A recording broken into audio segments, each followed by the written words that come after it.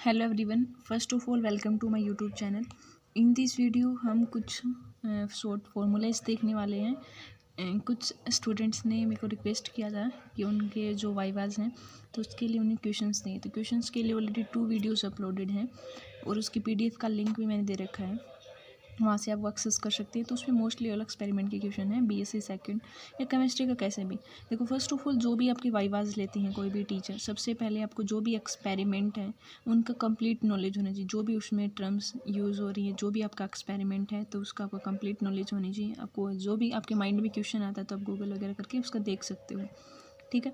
And कई बार क्या कर लेते हैं, जैसे इंपॉर्टेंट जो नेम होते हैं, फॉर एग्जांपल जैसे पूछ लेते हैं ब्लू विट्रोल का बताओ, ग्रीन विट्रोल बताओ, स्लैग लाइन चौक, इनका जो सिंपल फार्मूलेज हैं, नेमिंग है, जैसे नाइट्रिक एसिड का फार्मूला, सल्फ्यूरिक का ऑक्सीडेशन स्टेट आपको निकालनी, मेल्टिंग पॉइंट क्या होता है, बॉइलिंग पॉइंट क्या होता है, ये सिंपल जो टर्म्स हैं ये आपको पता होनी चाहिए। तो ये देख सकते हो। अब इसमें क्या देखने वाले हैं हम, कुछ इंपॉर्टेंट जो केमिकल नेम ये फॉर्मूलेस ये देख सकते हो, इंपॉर्टेंट है। यहाँ पे आप इनका स्क्रीनशॉट भी ले सकते हो।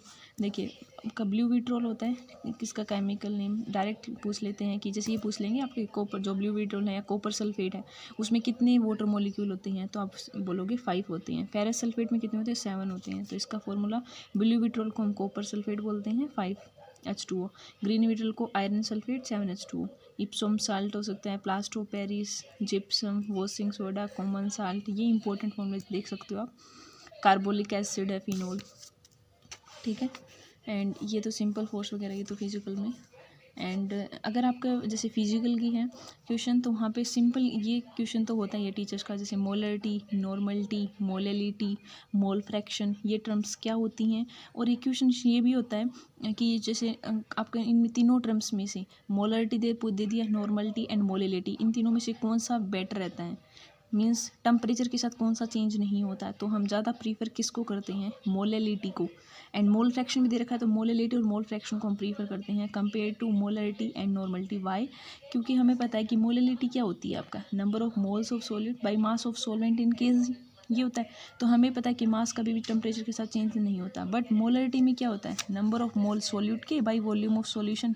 अब हमें पता है कि वॉल्यूम तो चेंज हो जाती है टेम्परेचर के साथ, तो इसके लिए जो मोलेलिटी होती है वो चेंज नहीं होता, एंड मोल फ्रैक्शन भी टेम्परेचर के साथ कोई चेंज नहीं होता। ये दोनों प्रॉपर्टी बेटर होती हैं compare to molarity and normality. तो सिंपल सबसे पूछ लेते हैं कई बार, मोलरिटी क्या होती है, नॉर्मलिटी क्या होती है, मोलेलिटी क्या होती है, इनमें कौन सा बेटर होता है, मोल फ्रैक्शन क्या होता है। मोल फ्रैक्शन भी चेंज नहीं होता क्योंकि वो भी क्या होता है, नंबर ऑफ मोल्स उस कंपोनेंट के नीचे टोटल्स क्या होते हैं, ये निकालना।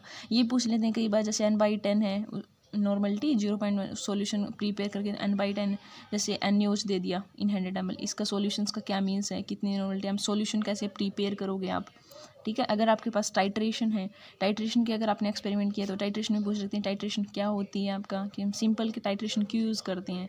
एंड उन कंसनट्रेशन को फाइंड आउट करने के लिए 2 होते हैं आपके, एक की आपको पता होती है, सेकंड की पता। उसमें ये पूछ लेते हैं इंडिकेटर क्या होता है, जो इंडिकेट करता है रिएक्शन कंप्लीट होगी। जैसे फिनोफ्थलीन इंडिकेटर हम यूज लेते हैं उसमें एसिड बेस्ड टाइट्रेशन में। वाई? फिनोफ्थलीन को ही क्यों लेते हैं, उसका कलर पिंक क्यों होता है, ये आपको ऑल थिंग्स पता होनी चाहिए, क्योंकि फिनोफ्थलीन का पिंक कलर क्यों होता है, उसमें क्यूनोइड की फॉर्मेशन होती है रेजोनेंस स्ट्रक्चर्स में। तो ये कुछ ऑल थिंग्स समझते हैं। जैसे एंड पॉइंट क्या होते हैं, जहाँ पे रिएक्शन आपकी कंप्लीट हो जाती है, ठीक है। पोटेशियम डाइक्रोमेट टाइट्रेशन आपने देखी होगी, एसिड बेस टाइट्रेशन देखी होगी जैसे। तो टाइट्रेशन से क्वेश्चन बन सकते हैं, अगर मोलरिटी है वो बन सकते हैं। अगर सरफेक्स टेंशन, विस्कोसिटी से है तो सरफेक्स टेंशन क्या होती है, विस्कोसिटी क्या होती है, उनकी यूनिट्स क्या होती हैं, ये पता होना चाहिए। नॉर्मल इतना डिफिकल्ट नहीं पूछते, जो भी अपने इम्पोर्टेंट जो बेसिक्स होती हैं वहीं आपके पूछते हैं। And all of best wishes, आप अच्छे से वाइवा देना, अच्छा ही होगा आपका।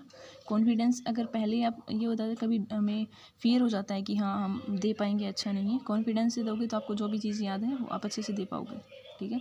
1 या 2 क्वेश्चन, 1 क्वेश्चन गलत हो जाए तो कोई बात भी नहीं होती। ऐसे टीचर्स अगर आप 5 to 6 क्वेश्चन पूछे, उसमें 1 क्वेश्चन, 5 क्वेश्चन भी अपने ठीक तो भी अच्छे मार्क्स ही लगाता है, ठीक है। ये इंपॉर्टेंट कुछ फॉर्मूले जो सिंपल आपको पता होने चाहिए, जैसे ये फॉर्मूले वो देख लेना आप। जैसे ऑक्जेलिक एसिड का H2C2O4 क्या फार्मूला होता है, हाइड्रोक्लोरिक एसिड का क्या होता है, sulphuric acid, acetic acid, sodium carbonate. Simple भी, ये हमें फॉर्मूले सिंपल दिखते हैं लेकिन कई बार स्टूडेंट इनमें ही मिस्टेक कर देते हैं, ठीक है। जैसे सोडियम बाइकार्बोनेट का फार्मूला पूछ लिया या सोडियम कार्बोनेट का पूछ लिया। सोडियम कार्बोनेट Na2CO3 होता है और बाइकार्बोनेट NaHC होता है, हाइड्रोक्साइड, ठीक है। कैल्शियम कार्बोनेट है, मोर साल्ट का भी पूछ लेते हैं काफ़ी बार, और ऑक्सीडेशन स्टेट भी निकालनी पूछ लेते हैं, ठीक है। सोडियम थायोसल्फेट है Na2SO3 5H2।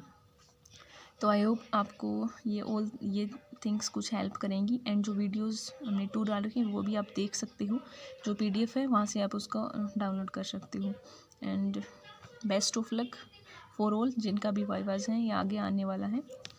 थैंक्स।